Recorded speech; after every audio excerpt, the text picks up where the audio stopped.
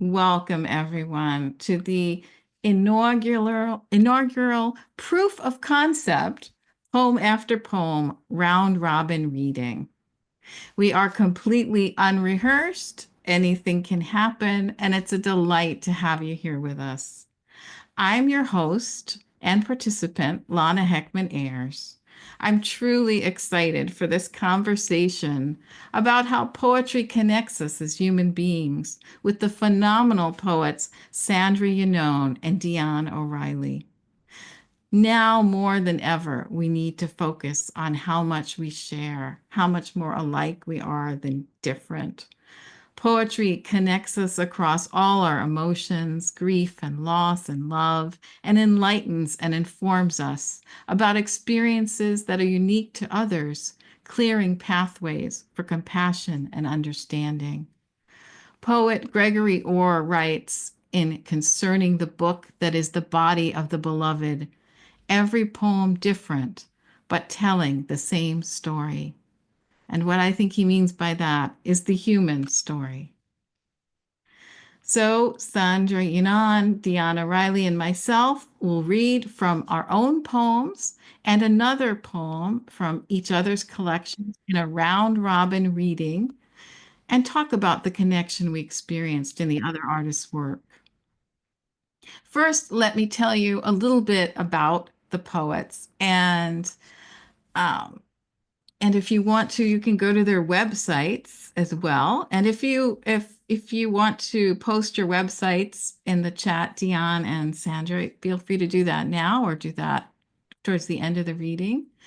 Dion O'Reilly is the author of 3 poetry collections: Sadness of the Apex Predator, a finalist for the Steel Toe Book Prize, the Ex Offidia Prize, and Ghost Dogs, winner of the Pinnacle Book Achievement Award, the Independent Press Award for Poetry, and shortlisted for the Eric Hoffer Poetry Award and the Catamaran Poetry Prize.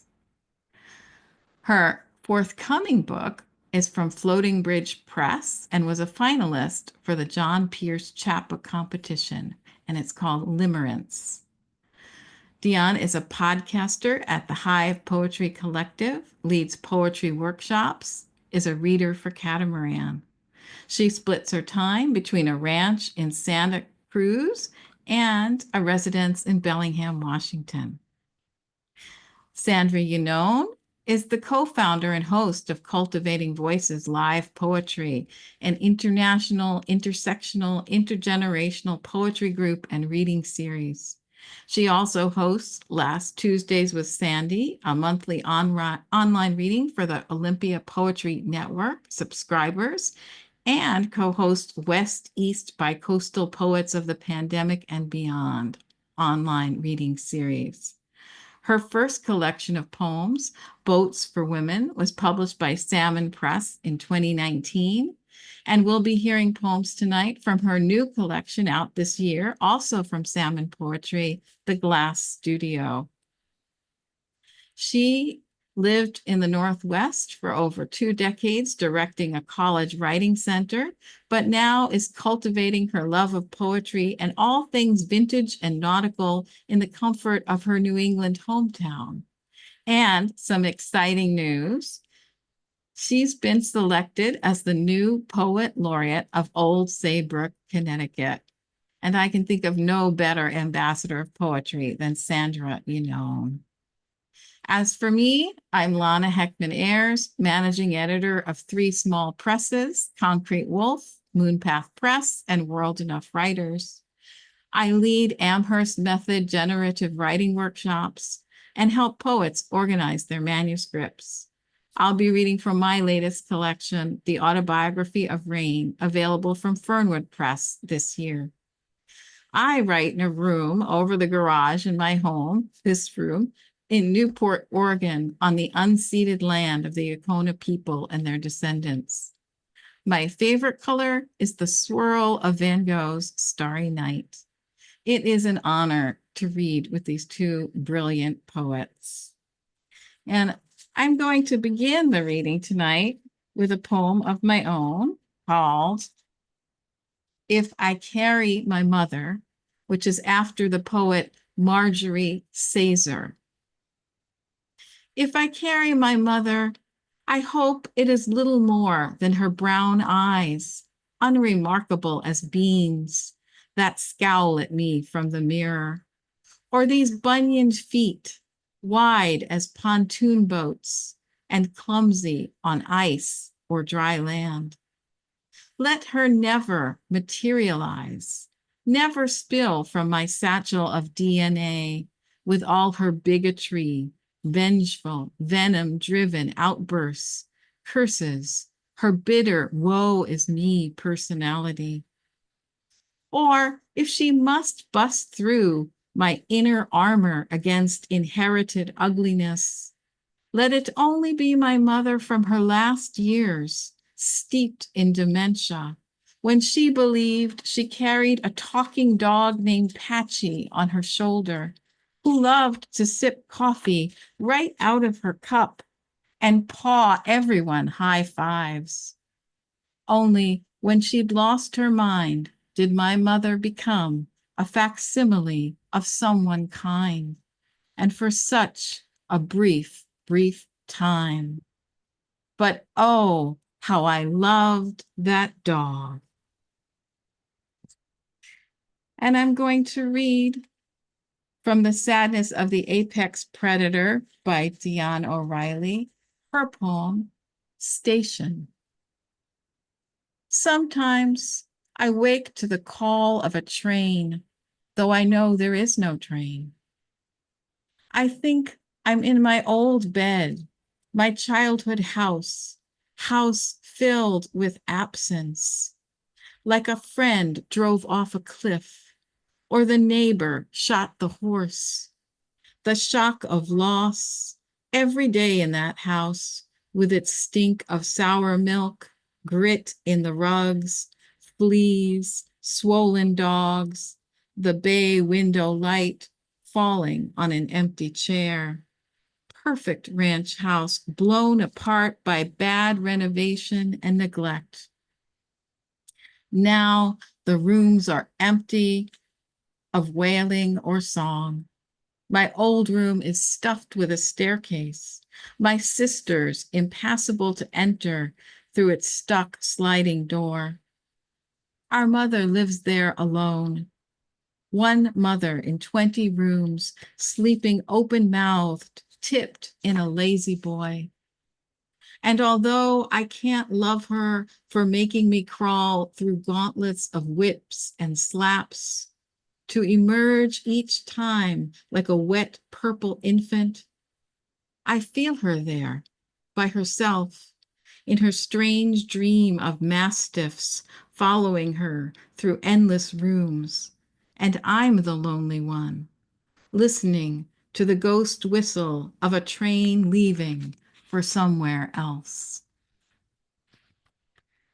When I discovered this poem of Dion's, I felt less alone. We live in a culture that celebrates mother love, but that was not the case in my growing up. I was the recipient of both verbal and physical abuse with a mother who actually tried to end my life a couple of times. And so coming across another poet who wrote about an abusive parent in this way, an abusive mother, was kind of a godsend to me. This was a master class in poetry for me, for how to write with truth and honesty and no self-pity. And I think it was it Rajusa Mahasi who said muscularity. And that's really what I took away from this poem, a sense of belonging and a sense of how to communicate something that's unusual in our culture. So thank you, Dion. And I believe, Dion, you're next. Well, thank you for that. That's lovely. Yeah, I always hope that my poems reach people so they don't feel like they're alone. Okay, I'm going to read from Sadness of the Apex Predator. I'm going to read about Bellingham. This is when I moved there in the 70s, though, not now. So it's from my wayward youth. In Bellingham, I lived in a shanty on a ridge, one window facing the Salish Sea, the other a stand of cedars, their scaly leaves, a ceaseless ticking on my roof. I charmed a man to let me live there. He fished in Alaska, June to September, placed the keys in my hand like a velvet bag of diamonds. He was in love with me, but I didn't want him. He hustled mushrooms, hung drywall, never learned to read or write, but could fix anything. Stooped over the motor of his Model A, his bare back muscled and pelted, fingers light on the implements, as he murmured, "Rich to the right, lean to the left." At the time, I was in love with a Seattle man who designed high-rise towers made of glass. I'd moved north to escape the sight of him with his red-haired girlfriend, her sun-flecked skin and slender arms. Nights, I'd hike home slow up Seahome Hill, my body hot inside the steamy wool, the double-coated nylon of my coat. When I got home, the cabin was cold, quiet. I'd bank the fire, fall asleep, thinking about those two men. One who dropped me off for good on a dark street, the other wordless, his eyes stitched with light.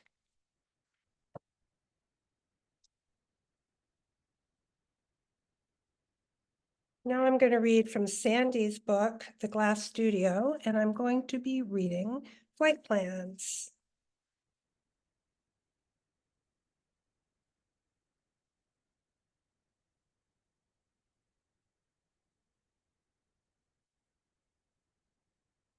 Flight plans for the new home. For years, I've traveled two-lane highways to find proof in the dividing lines at night. Where does family begin and end in the headlights search for home? Isn't the turn into the driveway just another form of chair? What power compels the glove box to open, reveal its heart as summer begins to launch into spontaneous flight? And tomorrow she will travel alone to the airport to catch a flight in early morning. The chenille bedspread will try to hide the proof that she turned her body toward me with her unruly heart, just the length of a lyrical moment, an unspoken clutch for family before the lights went out. And in the far corner, the empty red chair blushes while everything shudders in my body, my new home for the night. For years, I've run away from that home. I've chartered planes and then missed the flights. All these women couldn't win at my game of musical chairs, couldn't calculate fast enough the geometric proofs, the Pythagorean theorem that would unlock my family's secrets, that would dismantle my ever fragile heart. Until that one night's frosted moon, our two hearts cling to the wisdom of dead poets, build a model home for a few unsuspecting minutes, for one illusion of family, hoping to dream the night to breakfast. The flight still on time, the pilots performing their final checks, proof of her imminent takeoff in every seat, every empty chair in the airport now waving its goodbye. What woman can chair an investigation into a night crash where the flight disappears off the radar screen? What indisputable proof could ever make up for her loss? What homework could bring her back more whole than the sum of all hearts taking off and landing that day, than the sum of all families waiting for some good news? The airline creates a makeshift family, room to simulate a comfortable den crowded with chairs. And now, our last night together lingers mid-flight in my mind. every beat of my unchecked glass heart ticking like an antique clock searching for a home. Yes, I'm in love again. You don't need any more proof that this family photograph never taken than this heart seeking a chair to rest in, seeking its final home.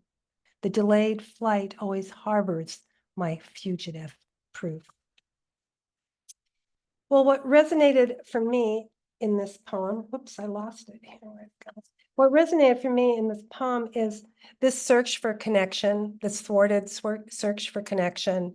And I feel like poetry is often about an appetite for something so deep as connection and sex and intimacy. And this desire so often permeates poetry. And in this poem, like in mine, there's a trying to escape, as my speaker does, and this physical remove and a kind of alienation from the loved one that I resonated with in this poem.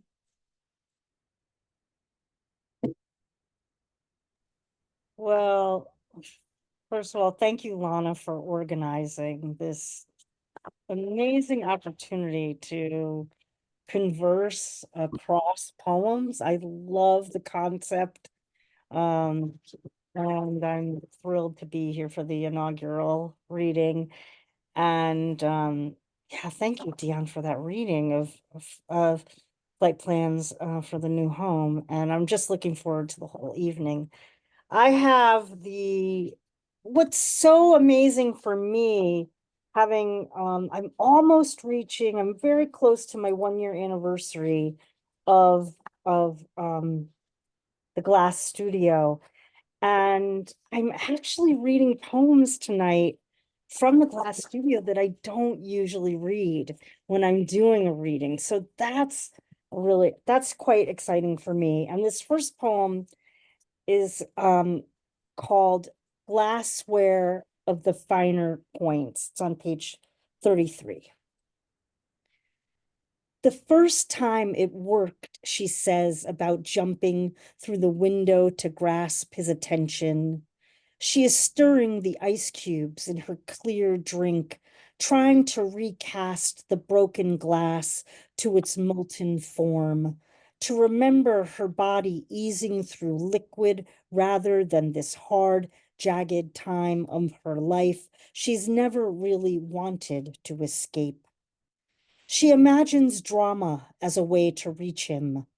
After the emergency room, the stitches in her hands, her forehead, they drive to the hardware store so he can buy another sheet of glass. He uses the entire afternoon to cover the finer points of how to replace a broken window, caulk the frame, set everything before it dries. On a high stool, eyeing his tender hold of the new pane's edges, she feels the busyness of his unflinching hands at work, hands which did not try to follow her off the sill. And in her stitches, the tight, thready pull of defeat. And I paired this with this incredibly provocative poem of Dion's called Defects. My daughter visits a shrink who argues with her about my ex-boyfriend, whether he was a blot or a stain on my children's life. My daughter says blot. The shrink says stain. I feel sorry for this bollocks professional. What can he say about my heat for a man whose fists flexed like my father's, who saw my children as rivals, left lip smears of toothpaste caked on their Barney towels? I give the shrink the benefit, say, yeah, stain, because some memories never wash out. They travel through generations like sickle cell, hemophilia, blood blemish, stigmata. It's enough to make me believe the Christians, sin's an apple and no spitting out. No wonder the millennia of pilgrims walking on their knees, tendering lilies to a motherly statue. No wonder the black-robed crones troubling rosaries. But I'm no Christian. I know there's no absolution for letting a man live with us like a squatter, a man who crumped my ass while I cooked his charred steaks, who stockpiled guns like he wanted to shoot up a church. My daughter looked it up. Blot is the same as stain, she tells me calmly. She knows exactly what I did. Whoa. Yeah, that is a poem. That is a poem. The reason I paired these two and why defects really um spoke so much to me and that poem is really, it's also about two words in the poem. Ironically, in defects, you have the two words blot and stain, and I thought a lot about the two words defects and the last word of glassware, which is defeat. You know, there's so much of that undercurrent of what's defeating and what is so perilously wrong, and in what is so obviously seen to others, in both of these poems. And that truly spoke to me. um the second thing is the perspective, which is there are like third parties hovering around both of these poems. So it's not just the speaker and and the the object of the person, person committing the violence. There is that, you know, there's the daughter, and in my poem there's the speaker is the third party. It's observing the couple. And then, you know, finally there's what I find incredible in Dion's poem is how really that that that undercurrent of violence becomes less obscure, totally transparent, and lyrical. And how one does that is a marvel of a poem. And that's what poetry to me is about. It is about saying the unsayable and saying it in a lyrical way that can reach us and, as you said, make us feel less alone. So true. So true. Thank you for that. I'm going to read from my own collection, Need to Know. I can hardly imagine it. Sunrise in a violet sky that scientists tell us is the truer hue of light than blue. Our human eyes not properly attuned to see, and moonlight is greener. We're all more empty space than solid, with our elements entwined in twirling orbits, particles, a cosmos apart on the atomic scale. Does that mean I could walk through walls if the clear bonds of my generous frame flutter at just the precise frequency? Walls being mostly empty space as well. It's an odd time to be human. We understand so little. How is it chemists can assemble all the ingredients for a cow in the lab, but not know how to breathe life into it, make it get up and move? God is not a new idea, and some of the greatest scientists, Einstein included, believed in a mastermind at work in our universe. And there may be infinite universes outside ours, as one theory suggests, each one a soap bubble in a sink full of suds. Still, I want to know who or what invented the sink, the brand of soap. In my life today, It matters little if the sky I wake to looks violet or blue or even gray and raining down rivers of drops. Yet truth feels to me as necessary as breath and bread, water and rest. I need to know if when I die, I'll see rose quartz light, no matter its true color. And after that, whether I'll disperse into disjointed particles, the way my dog's ashes spread out on the wind today, first like smoke, then like beads of shadow, and then in the end, like nothing at all. And I have paired this poem with Sandy's The Brotherhood of Sleeping Car Porters for Cabby Mitchell III, 1956 through 2017. At the Quality Inn off Aurora and John, I greet an elder brother with a particular train cap on his head, a Pullman porter who has stepped out of time while we wait to ride the elevator with my grief and gratitude and whatever else he has brought from his travels. I can see how he punches tickets, memorizes routes and timetables in the way he cares for me in this moment. I tell him about you. The elevator opens. We step in, we rise up the spine of the hotel.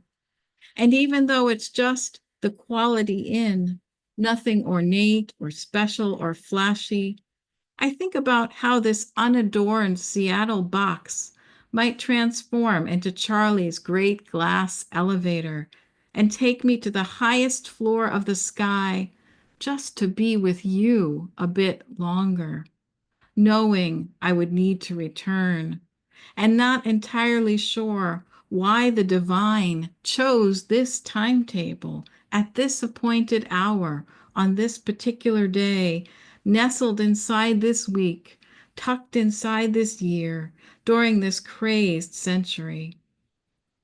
Cabby at the Primo Grill 2 weeks ago, on my last night before leaving for Limerick, we flirted at the bar with disaster. You reluctantly, when I suggested that I might not see you again if fate would choose to take me away. You, wide-eyed, incredulous, almost scolding. So I returned, and now you are gone. Strange. It will take the rest of my strange life to get used to this estrangement, like meeting a train porter in front of a modest Quality Inn elevator who steps off on my floor and leads me down the hall to his hotel room door, stands there with me for half an hour reciting John 1, imploring me to consider how I am here and that you are now everywhere, as you always have been, with your moonlit eyes and incandescent smile. He stands there, a train porter on break, no stranger to me than a stranger I feel ready to know. Like the first time I met you, 2 days after 9/11, while we ate a catered chicken lunch from the Southern Kitchen in Tacoma. Your hospitality that day never lost to me after all these years. He stands there in front of that Quality Inn door, room 223, never inviting me in. The train porter just opens his wallet, removes his business card, writes something on the back, and hands it to me as if it were a receipt, and sends me down the hall to find my room, where I fall into my feathered bed, sleep hard, and wake to the day's breaking news of your leaving, spreading across time, and these cities you've inhabited like a love train, not entirely desperate to stay true to its scheduled departure. Later, back on campus in Olympia, my students and I marvel at the unannounced thunder for a full 2 hours. There is nothing else we can do after the emergency alert system promises hail. We wait. The hail does not come. My students turn in their reflections for the week, slightly disappointed. They leave. I walk across campus alone, almost detouring to your office, then drive home through the city expecting your lightning to strike me dead. And I admit that I almost wish for this lightning bolt strike, rather than make it home safely to go to bed, only to wake to my first day without you, wondering whether grace can find me if I'm not at the Quality Inn in Seattle on John Street with train porter Brother Will from Breaking Bread Ministries looking out for me, looking everywhere for you. This is just another incredibly layered masterclass of a poem, layered with emotion and meaning making. I just found that the poet's observation of the porter and her instant report for him is emblematic of compassion and humanity and layers with the story of the friend Cabby who has died. What I connected to about this is how we have so many questions, struggling with our grief, wanting to know if it's different anywhere else. What if I could die too and see them? And what happens after we die? And Brother Will has told us that Cabby is everywhere. And I think that this poem just teaches me that there are no coincidences. It's about the importance of connection because we all are connected. Cabby to Sandra, Sandra to the porter to Cabby who he's never met.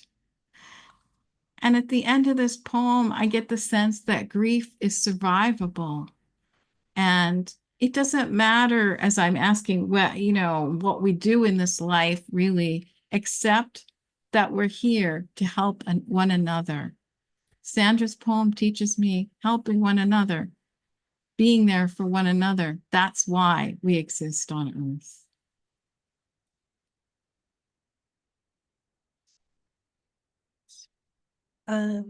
I guess it's my turn. Thank you. That was Yeah, beautiful. yeah. Okay, I'm going to read one from Ghost Dogs. It's called Chestnut Mare. Chestnut Mare.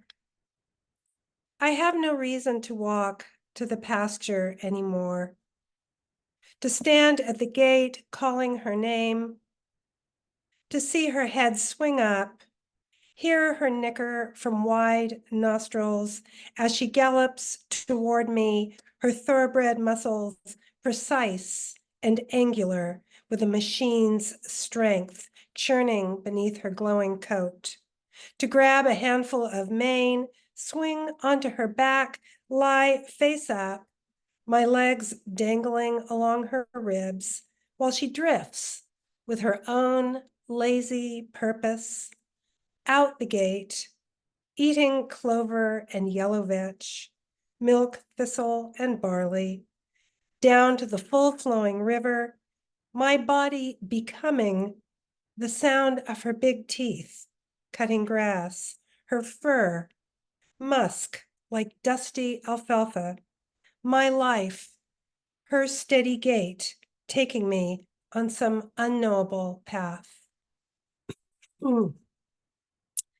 Okay, and I paired that with Thunder, Lana's Thunder.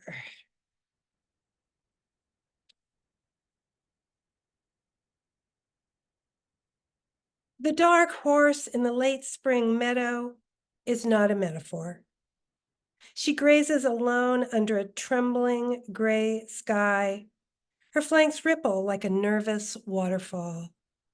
Birds twitter from the mammoth ash tree behind her in a confusion of song and alarm. The irises growing along the weathered split rail fence have not bloomed stand like sharp green knives, a purple absence in the air, heavy with fennel and leaf mold. By this time next year, someone new you care for deeply will lie beneath the grass. Earthworms working flesh into loam. Think of this dark horse then, how lightning struck so close, how the rain always attunes your heart to a bone of remembrance, how even a quick crack of thunder can be received with love. Cirrus clouds drift by on the horizon of your empty notebook, a sky swept clean of any sign of storm. So I guess the connections are quite obvious in this. They're both about horses, but I mean, Ghost Dogs is all about animals and how, even though this poem Thunder says the horse is not a metaphor, I feel like it still is, holds a lot of the, it's more like an objective correlative. It holds a lot of the emotion of the poem. And I just love when a poem turns an emotion or a complex feeling into a thing, which is what an objective correlative does. And so the horse in both those poems kind of work to show beauty mixed with loss. And I think sometimes an animal loss is a deep loss, and it doesn't have a lot of the baggage, it's more clear, it's more pure. But these are both poems about loss and animals and the beauty mixed with the loss. Thank you for that. Well, I'm gonna read from the Glass Studio, my poem Luna Park at Nightmare at the Museum of Northwest Art, which is in Lacana. Those of you in the audience who are from Poets on the Coast, you know the museum well.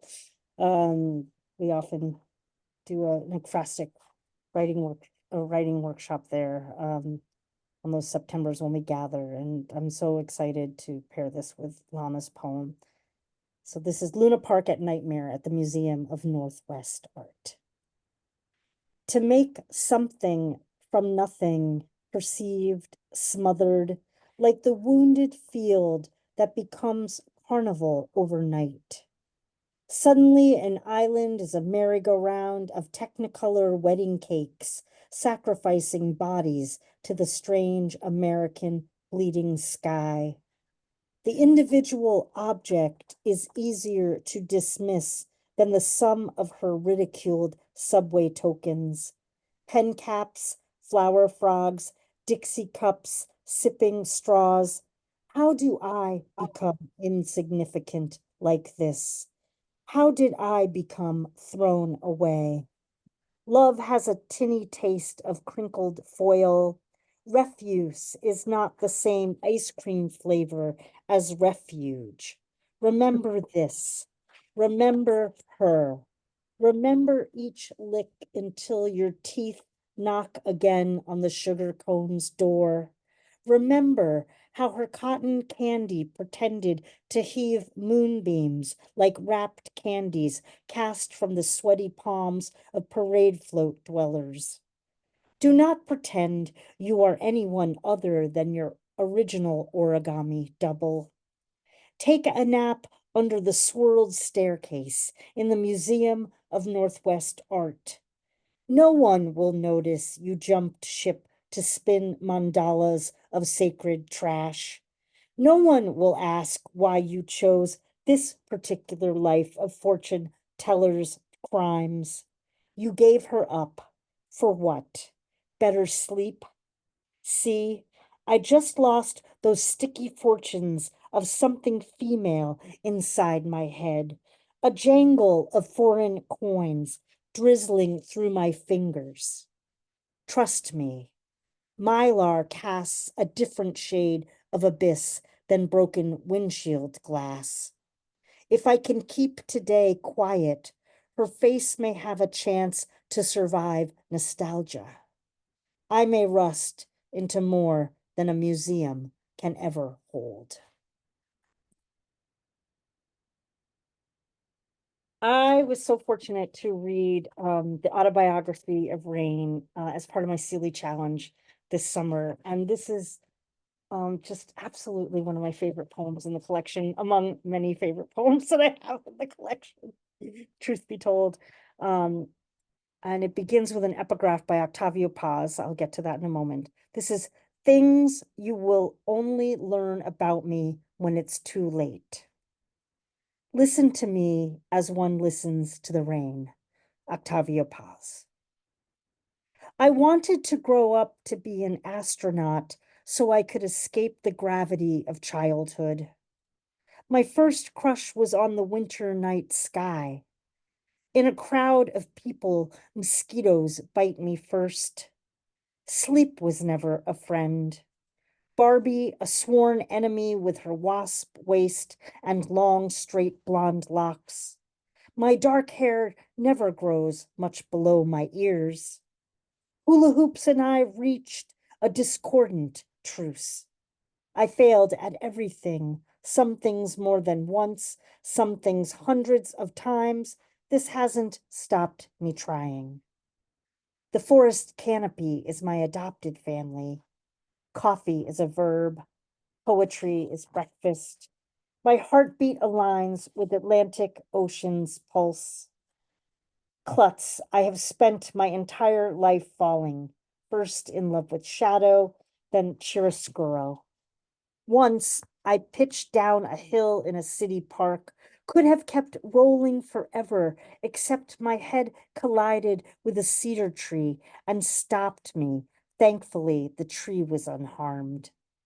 I trip over words, especially goodbye. I fell into mathematics as a major in college and am still solving for X. I stumbled into the oblivion of Earl Grey ice cream and never stumbled back out. I teeter on the seesaw of self-love with a fulcrum of constant panic that balances things out nicely. My life story is the autobiography of Rain. So you also get the origin of the title poem, Lana's just really luminous collection, the autobiography of Rain.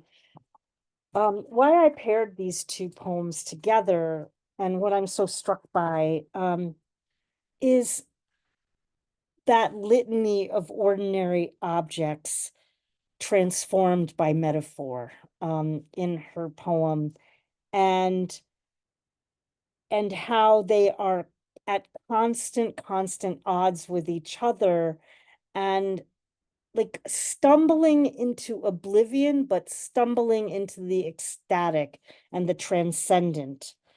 And that really spoke to me to the first line in Luna Park, which is to make something from nothing. I feel like Lana's quest, the poet's quest to make something from nothing, for the speaker to make something from a life that may seemingly have been from nothing into everything, is the ultimate way of transforming insignificance into deep significance. And I marvel at this poem. Basically, every line, every declaration in Lana's poem as making these declarations of significance and what it means for one to be alive. Thank you, Sandy. That's just incredible what you saw in there. Oh my gosh. I think Sandy and Dion, we should go for it. We should go for the full knot here. You guys know what I'm talking about. I think we should go for it. So my next poem I'm going to read is from my book, and it's called Landscape in Dresses, which I'm going to read with Dion's wolf. Landscape in dresses, glimpses reflected in mirrors, part sky, part shaken branches, never your eyes. Only the momentum of motion departure. Where is it you go when I lose sight of you in fog? I'm certain I've seen you in dreams, that smell of burnt toast. On rainy days, your laughter chimes raindrops against roof gutter. When I taste lemon, I believe I am closer to knowing you, tart, craveable. How does desire dress? In fir needles, maple leaves, the unlined forehead of youth. I wet my lips imagining you will ride in on high tide aback in Orca. No, I don't. I hope the inexpressible returns, like the Stellar's J to the handrail of my deck stairs every morning around 10. My fear inevitable as splinters. What I believe I want is soft. What you are is silver glass, shards gleaming for the warmth of my blood. Words never pass between us, so there can be no lies. My fingertips force the pen over parallel lines, outside the margins. If anywhere, that's where love exists. Scribbled, scratched out, indecipherable.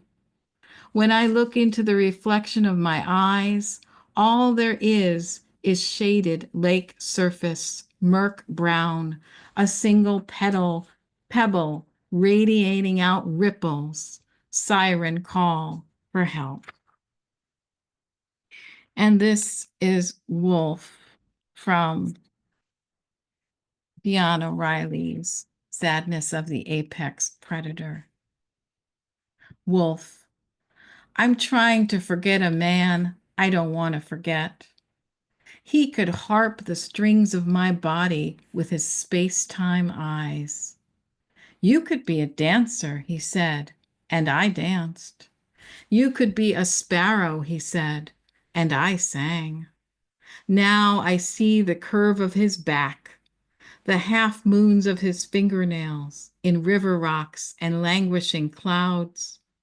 Even my clothes pulled from a lonely closet ask his permission. I think I was pretty once, but there was something tragic about me. I had that pale kind of skin, wan, as if most of me were mist. And that man I want to forget, I think my dear eyes stirred him. I think they made him want to open his wounds like a trap door. I have loved him ever since. That's what happens sometimes. You meet a stranger, hand him a basket of mint and clean fruit. You're taken, warm inside him, then ripped out. So, wow, what a powerfully amazing poem.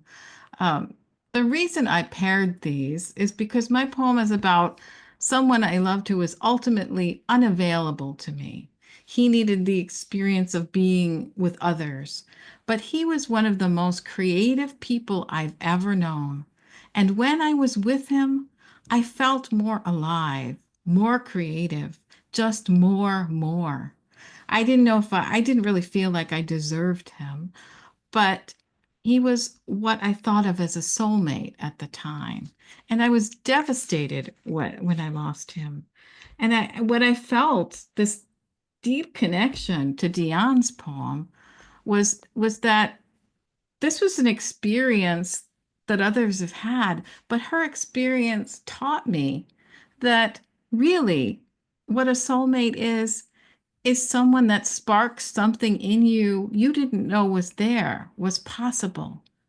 But that isn't a person you get to keep.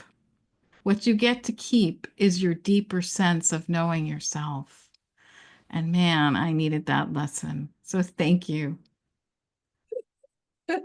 Thanks, Lana. Well, my next book is called Limerence, and that limerence is obsession with a unavailable love object. So the whole book is about limerence. So yeah, you might like that one. It took a book for me to exercise that.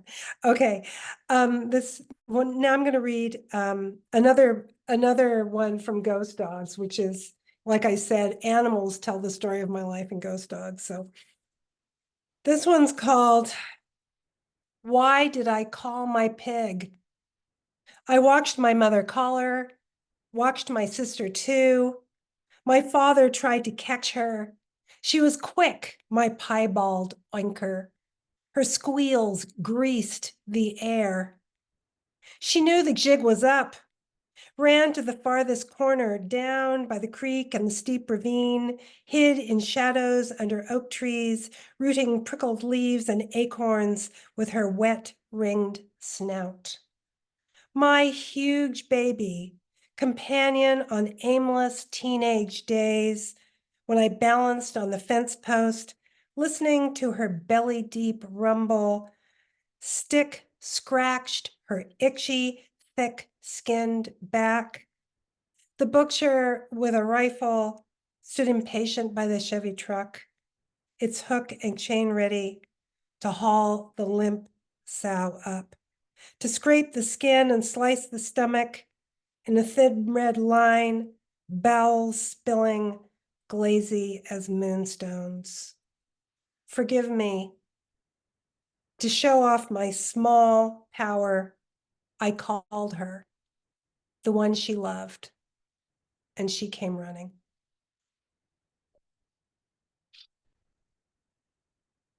Should have given a content warning on that. A friend of mine says, Dion, you're a walking content warning. Those who know me know that's true. I'm behaving myself right now, though. Okay, so I paired that one with Sandy's poem from the Glass Studio called Lobsters.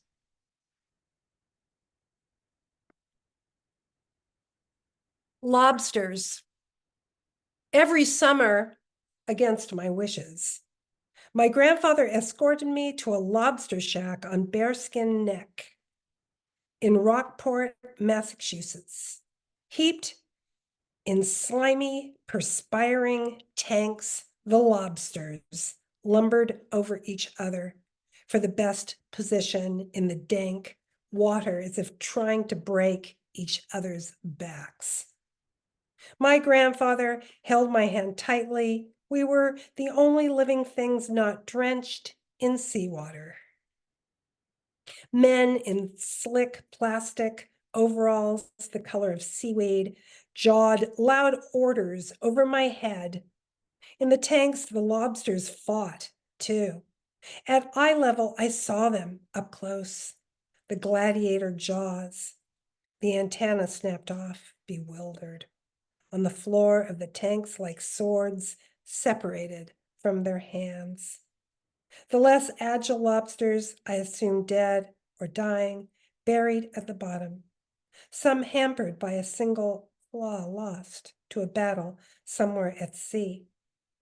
I didn't want to think this happened here in the tanks, in the cramped, chilly shack on a hot July day when the men risked their hands to grab one of the ugly things for someone's dinner.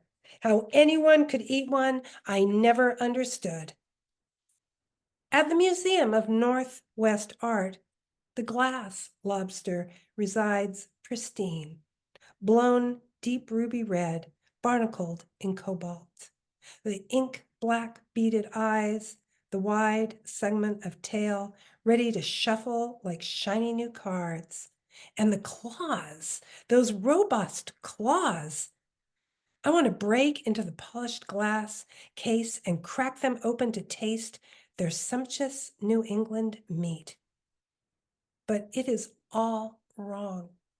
My grandfather, now dead 30 years, my life transposed to the Pacific Northwest, the Atlantic glass lobster, singular, out of water, triumphant under glass. So, like, once again, these are very, very vivid poems of animal violence, and I just think it's really, I really like poems that do something, that really have an effect.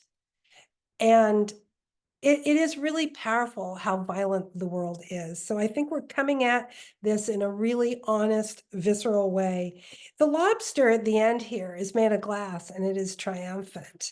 In my poem, you know, the pig is not triumphant and the speaker is very, very regretful.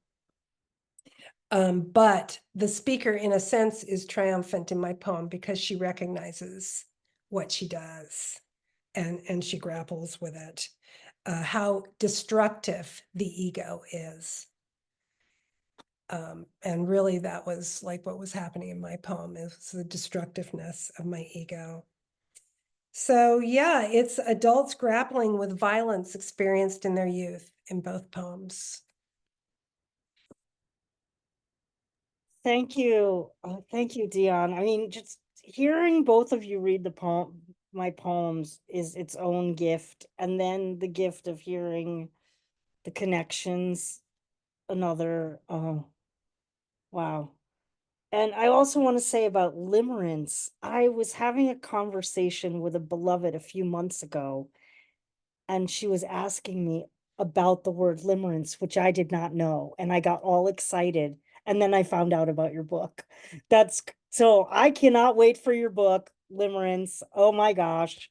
You're going to be invited to every platform I have to read from it, whether you like it or not. um, I now have the joy of pairing one of my poems with one of Dion's poems.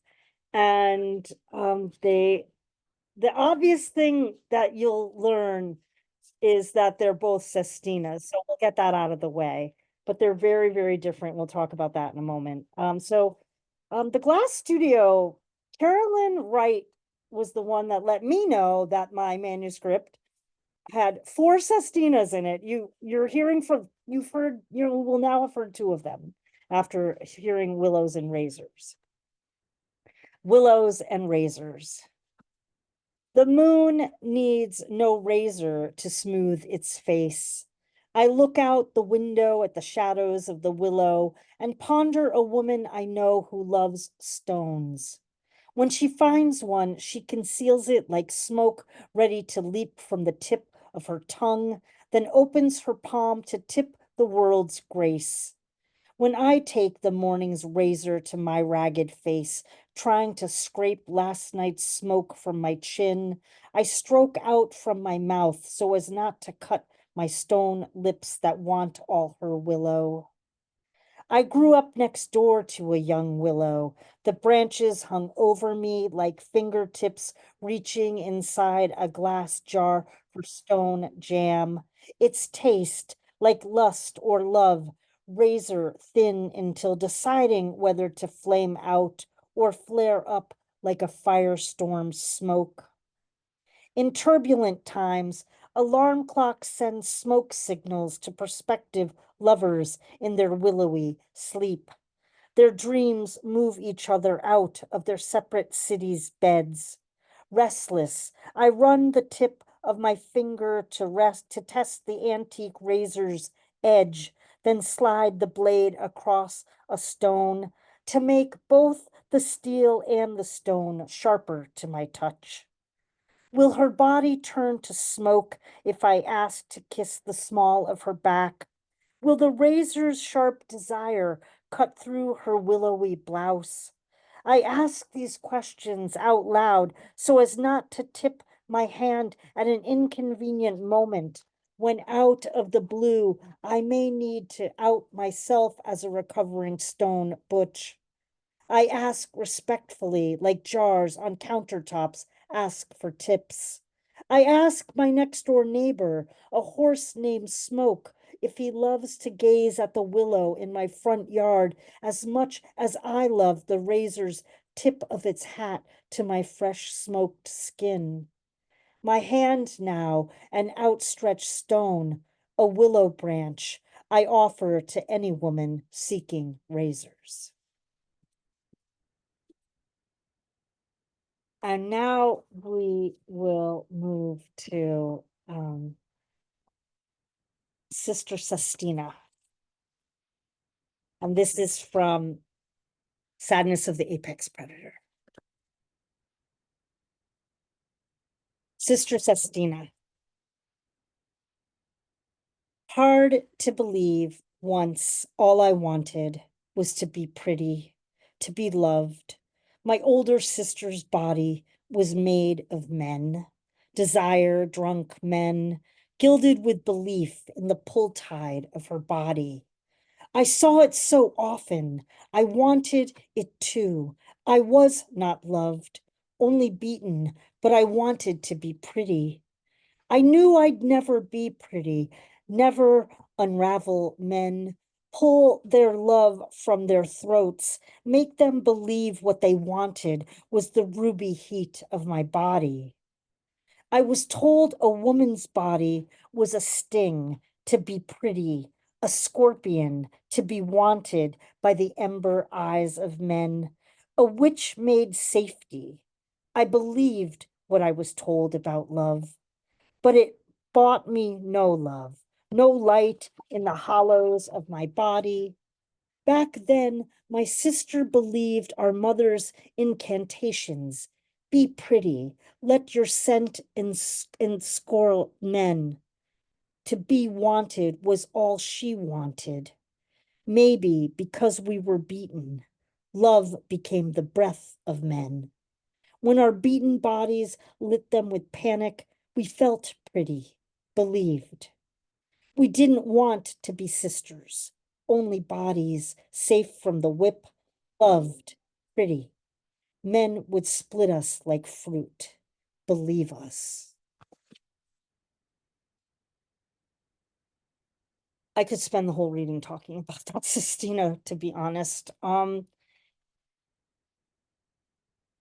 As I said, the obvious is that they're both Sistinas, and Sistinas sustain a certain kind of energy, a panic and an ecstaticness as you're trying to move through that that circuity of those 6 words, and what those 6 words will miraculously and surprisingly and hauntingly unleash.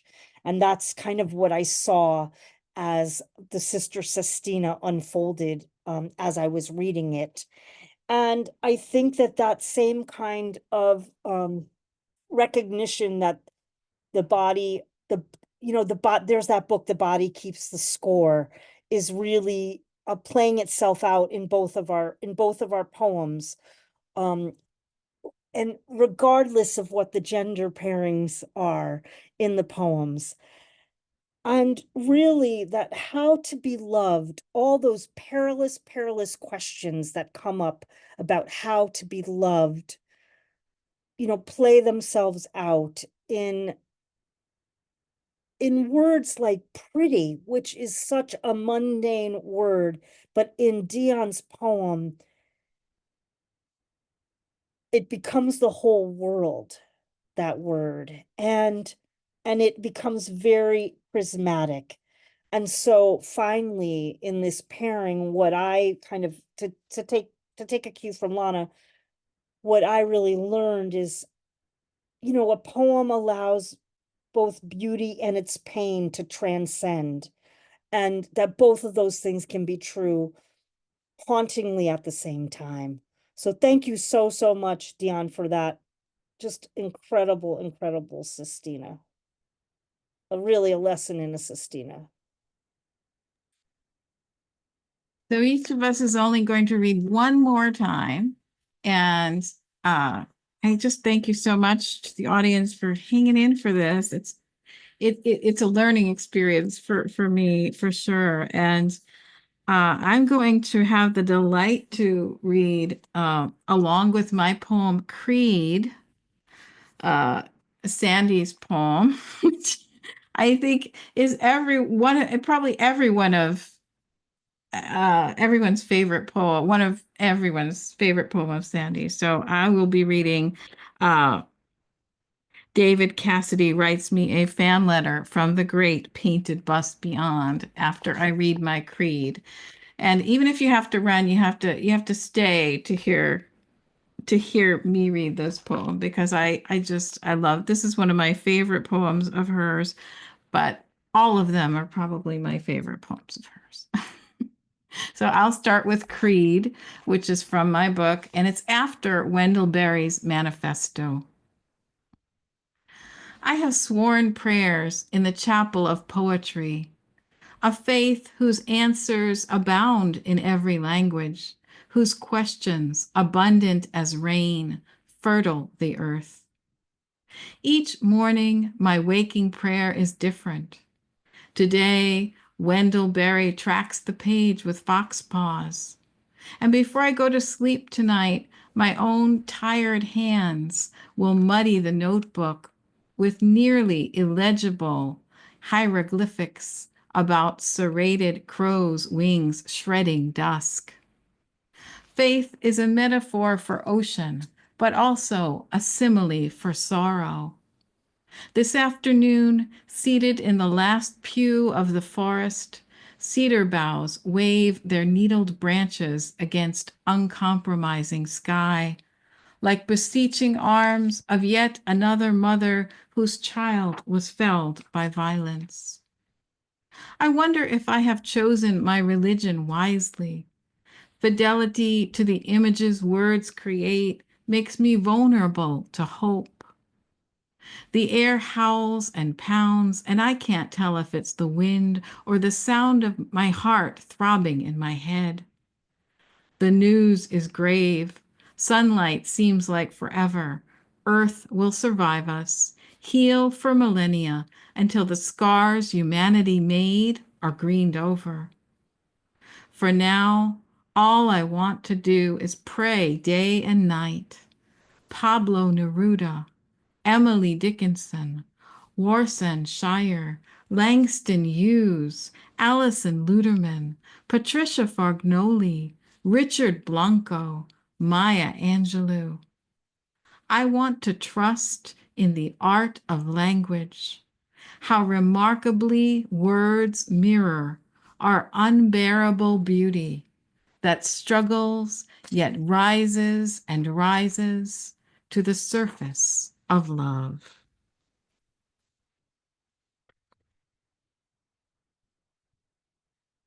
David Cassidy writes me a fan letter from the great painted bus beyond.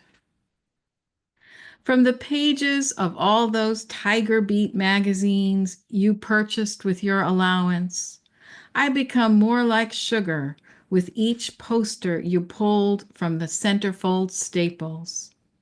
I never liked that my crotch was always pinned to the crease, that girls tugged at my sleeves, ripped off my clothes, and shredded what was left of me at my concerts.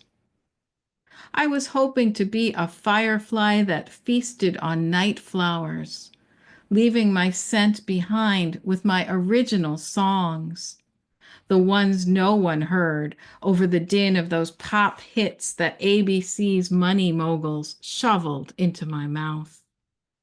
During boxed lunches on the set, I had to sign thousands of postcards to girls I'd never met. I was drowning, Sandy, in the fountain of teen idol fame, and I didn't know how to swim.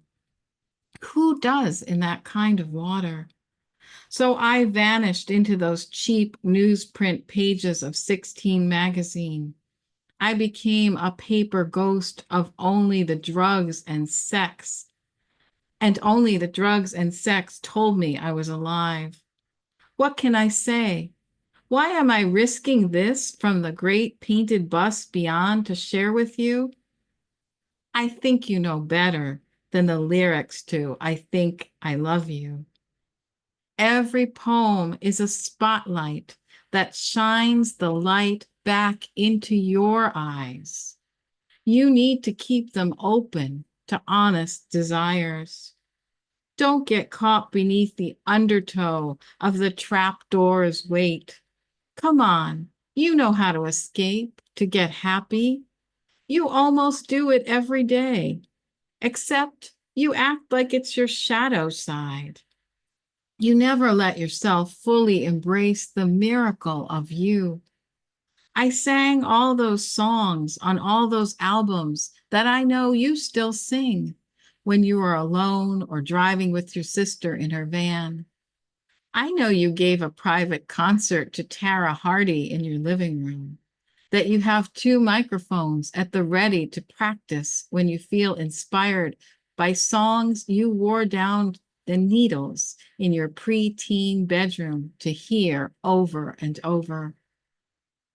I wasn't ready for everything that came next after the gold records and the show's opening credits dressed in mod. I should have shaken off that Partridge Family tree sooner. But this isn't my ending, Sandy. This is your beginning. So come on, stay happy.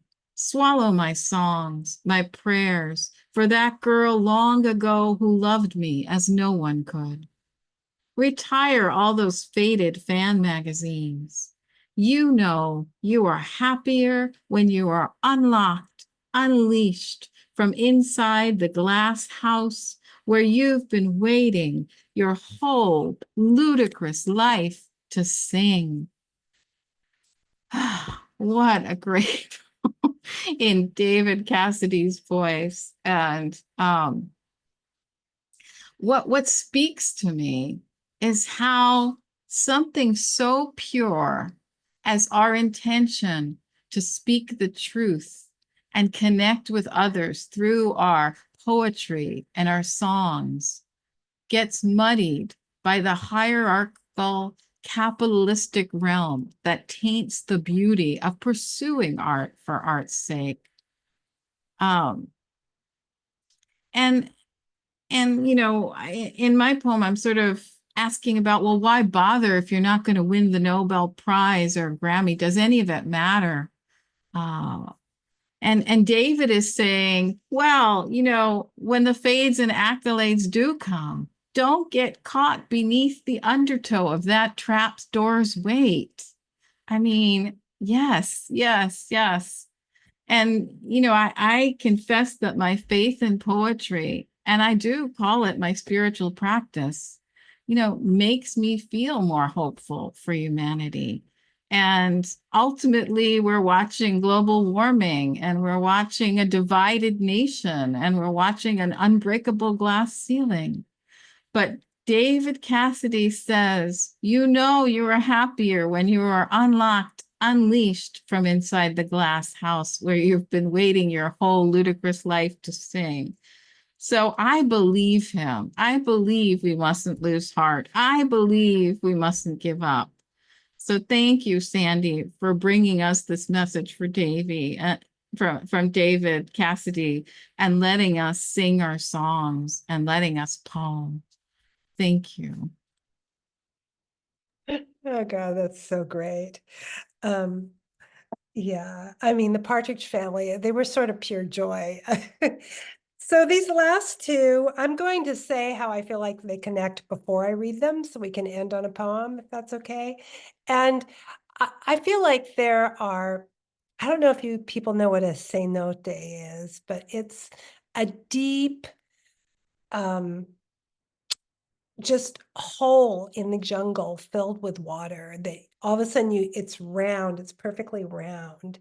And I feel it's always a surprise to come on them in the jungles in Mesoamerica. And I feel like in our psyches, when we really go into our poetry and when we really lead kind of a righteous life, or when we're working on ourselves, we find these wells within ourselves, and it's a discovery and it's surprising. And that's what I love about poetry.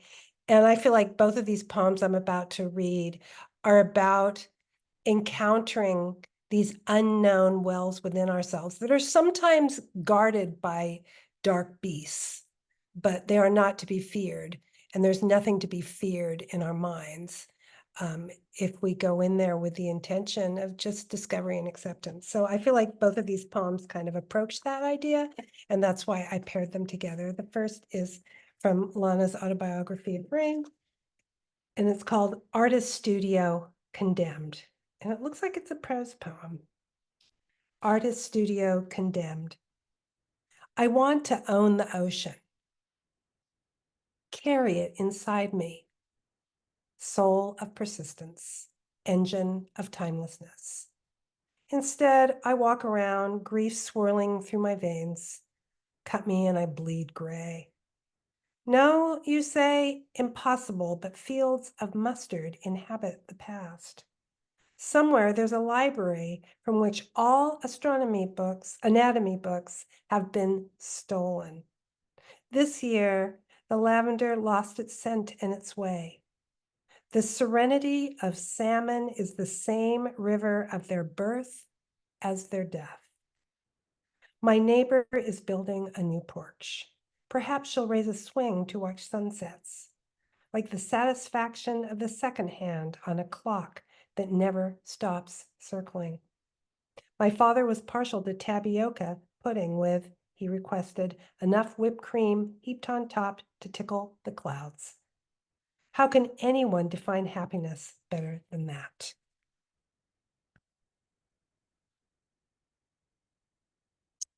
And this last poem that I'm going to read is called Mariana. And in the Monterey Bay, where I spent about half of my life on the Monterey Bay, there's a deep trench, super, super deep. I don't know if anyone's gone to the bottom of it. And there's all sorts of amazing creatures there, some of which probably we've never seen. So this poem is called Mariana. Why do I drift on memories? Conjure what I lost, repeat the loss again and again. Is it because of a happiness that rises in me like heat or fog touched by sun? It weakens me, invades my skin, the hope I can hold on to anything, even my bones. I heard there was a time when poets returned to marble tombs with shovels and axes to exhume their beloveds. Emerson's young bride, 2 years gone, held again in his arms. How many times have I returned to a mother who savaged me, searched for her again and again in the bodies of men, their eyes burnished like hers as she beat me. Blood prick of a needle, then bliss as I recut memory's diamond. Have you heard of light organs in creatures who live at such depth sunlight refuses to enter? Luminous glands embed in their skin. Only in the sea, only in silent darkness, the sting of salt.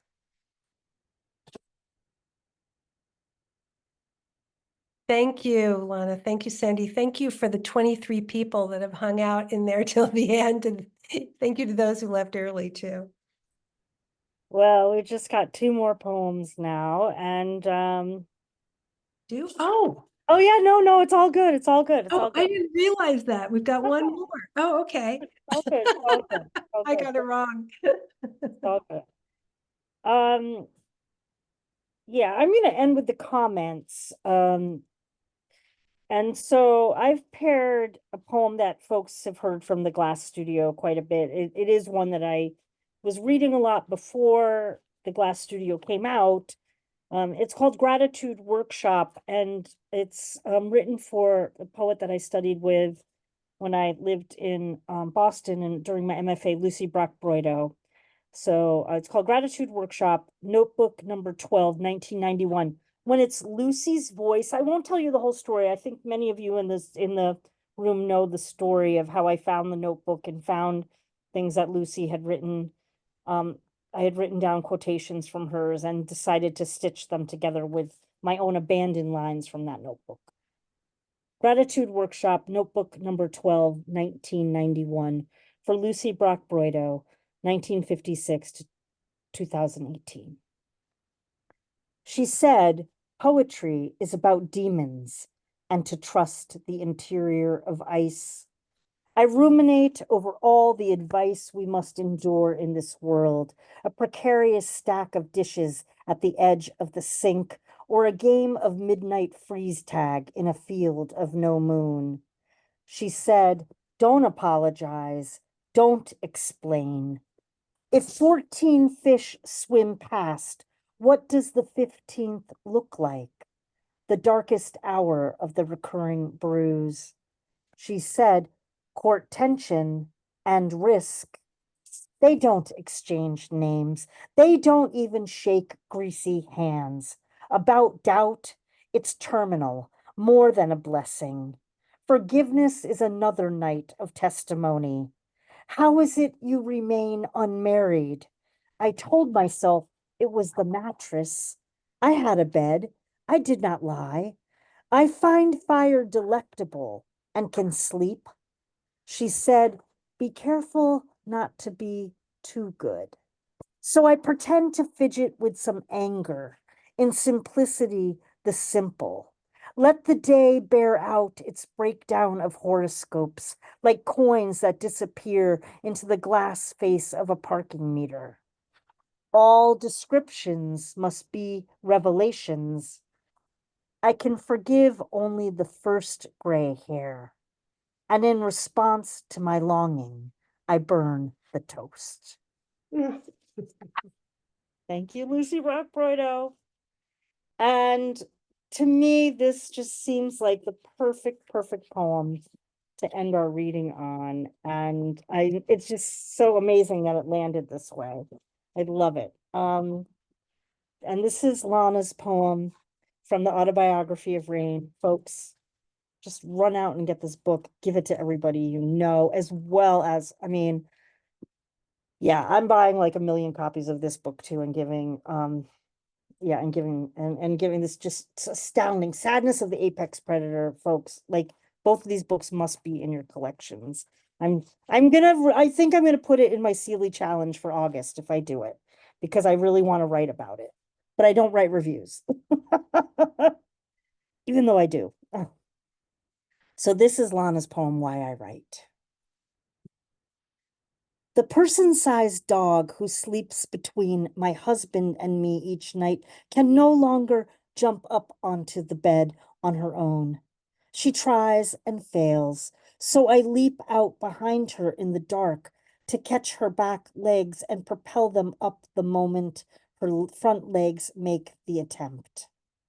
I write because I don't know whether this is a mercy. I write because the autumn air smells of leaf rot and cinnamon today, and the aroma of my husband's coffee that I am doctor forbidden to drink causes a longing in me that croaks like a horny spring toad. I write because my father had overcast sky eyes and a nose broken too many times. I write because the only time my brother told me he loved me was the day before leukemia claimed his life at age 53. I write because the rain needs an advocate, because we still kill brown skin. A flautist once said there's a tenuous balance between covering and uncovering the holes to create beauty in the music. I write because the moon uses time like its personal chauffeur, because the night's a cracked mirror in which my face is absent. I write because the white moth that alights on the window above my desk displays papery wings that are pathways to other realms, because the cinema of daylight releases a new blockbuster every hour. I write because my cat's paws tap secret Morse code messages across the wooden floors, because I have my grandmother's hands, her clumsy thumbs, and there's ink in my pen, pages like unspoiled fields begging for the boot prints of words.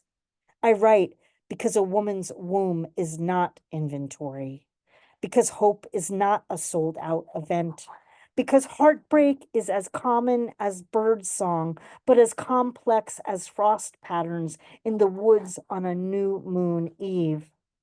I write because my mother was an alphabet of pain. I write because Sandy, you just muted yourself.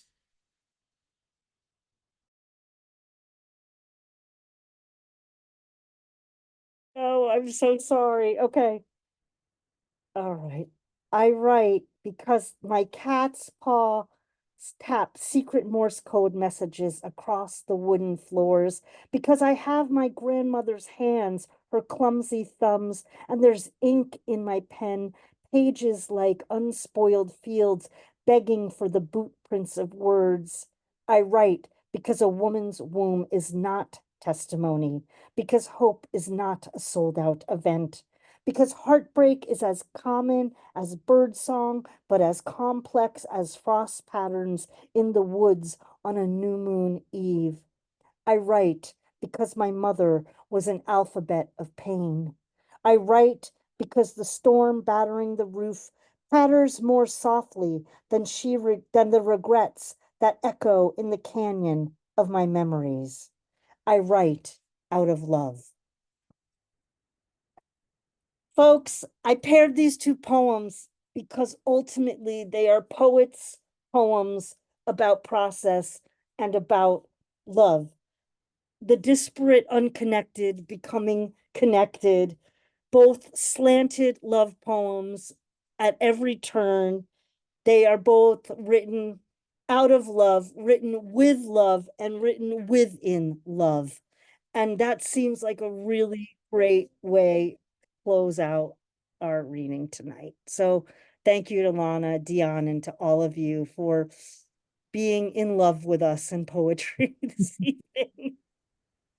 Yes, thank you so much, Dion and Sandy. I mean, um, when I read, I always feel connected to poetry, but to talk about it consciously is really wonderful, and to really look into why, we feel these connections we feel. I truly believe no poem is ever complete without a reader or a listener, and that, the reader and the listener bring their own life to the poems. And that's what surprised me most about this, is the connections that you two made in my poem, discovering layers in my work I didn't even know were there or imagine possible. And another really cool thing for me in this is that my poems coming out of your voices, they sound good. They sound like I could almost be a good poet. I mean, my gosh, they sound so much better in your voices. Thank you for that. Oh my gosh. Do you have anything else you guys would like to say before we go? No, I just think it's a great format. I'm glad you put it together. Thank you. Yeah. Yeah, I feel like I ended where I wanted to end. So thank you so much. And That's again, thank you, great. everybody. Thank you so much for hanging in there. And if you like this format, this is going to be a series, and we'll be grouping three poets together who don't know each other very well, or just, it'll just be a surprise. It's just going to be a random event, and it should happen 4 times a year. I'm hoping it will happen in February. And if you know anyone interested in participating who has a new collection out, send them my way, because it's a great way of getting people's new words out into the air. And I just want to thank you all for being here, and wish you connection and peace as our year closes down and moves into 2025. And may you find poetry wherever you look. The three of us gonna talk a little bit, or just gonna I, jam? I'm going to end the recording, and if anyone wants to hang out and chat, they're welcome to. Thank you all again. Hope to see you again in February or before.